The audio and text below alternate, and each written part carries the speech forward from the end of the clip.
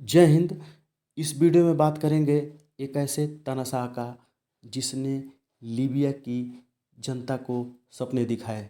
सपने जीवन का, सपने गरीबी मिटाने का, सपने लीबिया से भ्रष्टाचार को ख़त्म करने का, क्राइम को मिटाने का। लेकिन लास्ट में यही तानाशाह लीबिया पर बोझ बन गया। स्वयं क्राइम करने लगा, स्वयं भ्रष्टाचार करने लगा और अंततः लीबिया को और गरीबी में डुबा दिया। बात करते हैं कर्नल गद्दाफ़ी के बारे में।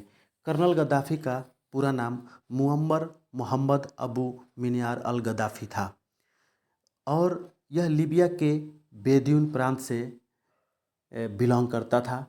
थोड़ा सा हम बात करते हैं लीबिया के बारे में। यानी अफ्रीका में टोटल 54 देश होते हैं और आप देख सकते हैं जो रेड मार्किंग मैंने किया है यह लीबिया है। लीबिया को नक्शे में देख लीजिए, यहाँ इसकी ज़रूरत पड़ने वाली है। ठीक है, तो बात करते हैं कर्नल गद्दाफ़ी के बारे में। तो कर्नल गद्दाफ़ी बेदूइन प्रांत से बिलोंग करता था। बेदूइन, इनके पिता बकरी चराए, ऊँट ऊँट का पालन किए और ये काफ़ी गरीब परिवार से था। इसने जीवन में बड़ा संघर्ष किया, लेकिन शुरू से ही बहुत सपने देखा करता था बड़े बनने का। महत्वाकांक्षी प्रवृत्ति का ये आदमी था। कुछ करना चाह रहा था जीवन में और यह लीबिया की एक स्वतंत्र सेना एजेंसी में भर्ती हुआ और जिसने 27 साल की उम्र में तख्ता पलट किया। बात करते हैं, उस समय इदरीस सरकार थी, यानी उस वहाँ के किंग इदरीस थे। वो तुर्की गए थे और तुर्की अपना इलाज कराने गए थे। वहीं जब इलाज कराने गए थे तो यह सेना में अपने सेना थी, इसका नाम था फ्री ऑफिसर फंड। और फ्री ऑफिसर फंड में शुरुआत में ही ये ताक में था कि आज नहीं तो कल इदरीस जब विदेश जाएंगे तो तख्ता पलट होगा। उसने क्या किया कि अपने लोगों के साथ जितने भी जो अधिकारी थे, जो शासन से जुड़े अधिकारी थे, उन अधिकारियों के कैंप में गया और उन पर पिस्टल टांग दी। और एक तरह से क्या जो है ये बेनगाजी में सभी लोगों पे हथियार तनवा दिया और सभी लोग हथियार डाल दिए और बिना खून खराबा का एक तरह से लीबिया पर गद्दाफ़ी का अधिकार हो गया। शुरू में इस चीज़ को बताया नहीं गया कि कौन राजा, कौन प्रेसिडेंट बनेगा, कौन लीबिया को चलाएगा, लेकिन इतना बताया गया कि इदरीस जो है अब गद्दी पे नहीं रहे, अब प्रेसिडेंट नहीं रहे।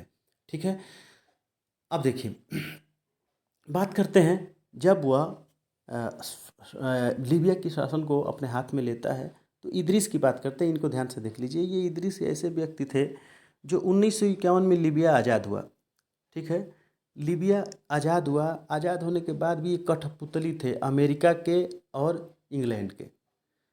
ठीक, क्या करते थे कि अमेरिका की जो कंपनियां थी, इंग्लैंड की जो कंपनियां थी, तो लीबिया में बहुत ज़्यादा तेल उत्पन्न होता है। यहाँ तेल के भंडार हैं, प्राकृतिक गैस के भंडार हैं। ठीक है, तेल के कुएं हैं। तो इन पर विदेशी कंपनियों के अधिकार रहते थे और औने पौने दाम में, मतलब छोटे छोटे दाम में ये बेच देते थे विदेशी कंपनियों को। और इस तरह से लीबिया गरीब का गरीब ही रहा। तेल होने के बाद भी विदेशी कंपनियों के अधिकार में ये सब तेल कुएं रहते थे और प्राकृतिक गैस भंडार रहते थे। ये जब जब कर्नल गद्दाफ़ी आता है तो कर्नल गद्दाफ़ी क्या करता है कि इसने जो है यह अपने आप को अपने जो नेता हैं, जो रोल मॉडल है, जो हीरो मानते थे colonel Gaddafi Jamal Abdel Nasser को। जमाल अब्देल नासिर वही व्यक्ति है जो मिस्र के एक तरह से मिस्र देश के शासन में बहुत बड़ा योगदान है और उसने बहुत अच्छा काम भी किए हैं। तो जमाल अब्देल नासिर का यह फ़ैन था और उसी के इशारे पे काम करना चाहता था।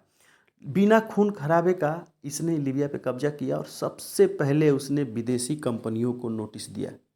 विदेशी कंपनियों को उन्होंने कहा कि या तो आप छोड़ के चले जाइए या तो हमें वाजिब टैक्स दीजिए, औने पौने दाम में हम तेल नहीं देंगे।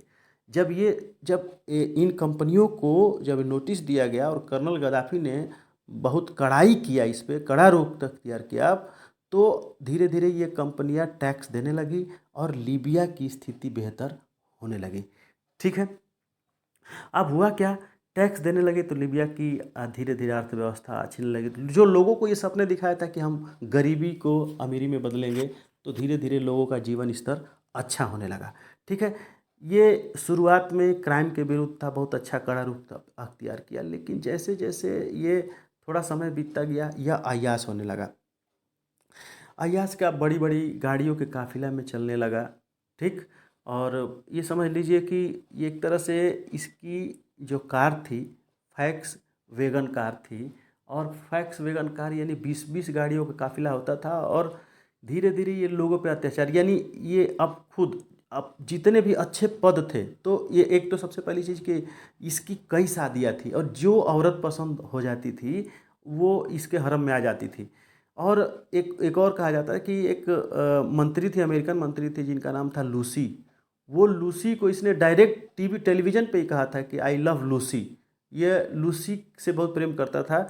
और आगे हम बताएंगे कि किस तरह से जब इसकी मृत्यु होती है और इसके घर में लोग जाते हैं, तो एक एल्बम में लूसी का ये इसने बहुत सारे फ़ोटो रखे थे। ये उसके दीवाना था।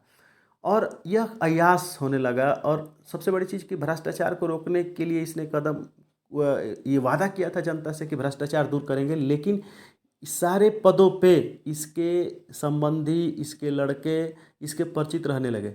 जितने मंत्री, स्वास्थ्य मंत्री से लेकर के शिक्षा मंत्री से लेकर के हैं, और रक्षा मंत्री से लेकर के, सब इसके परिचित रहने लगे और सब अपने हिसाब से काम करने लगे। और सबसे बड़ी बात यह है कि जो लीबिया से जो सोना प्राप्त होता था, वो अल्जीरिया से लेकर के अन्य विदेशियों में ले जा करके ये जमा कराता था, और इसके पास बहुत अकूत सोना था।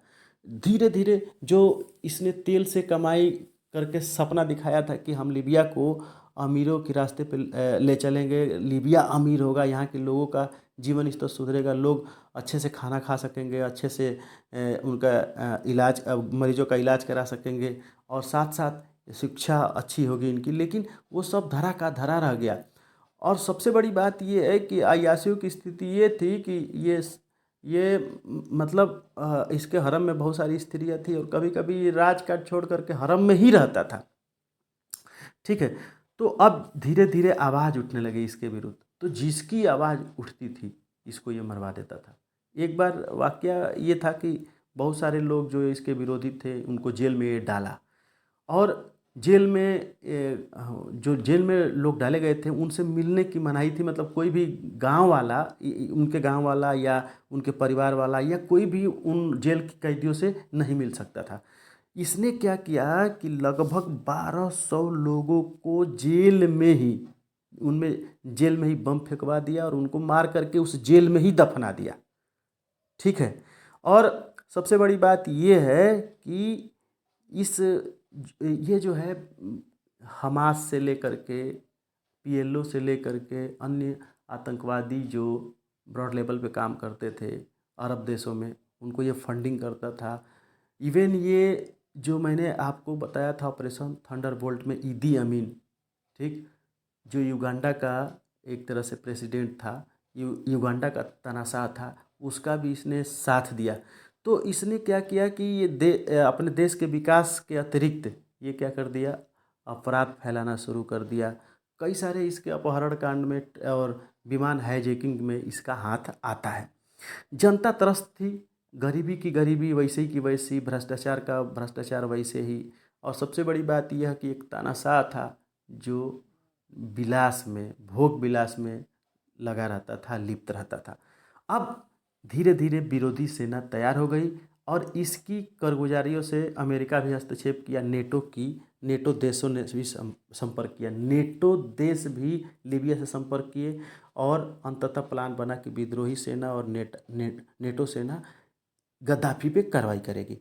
थोड़ा नेटो के बारे में समझ लेते हैं। नॉर्थ अटलांटिक ट्रीटी ऑर्गेनाइजेशन, ठीक है, इसमें टोटल 28 यूरोपीय देश होते हैं और 2 उत्तरी अमेरिकी देश होते हैं। तो नेटो की सेना एक बहुत बड़ी सेना है, और नेटो की सेना और विरोधी सेना गद्दाफी के विरुद्ध हथियार लेकर के खड़ी हो गई, लड़ाई शुरू हो गया।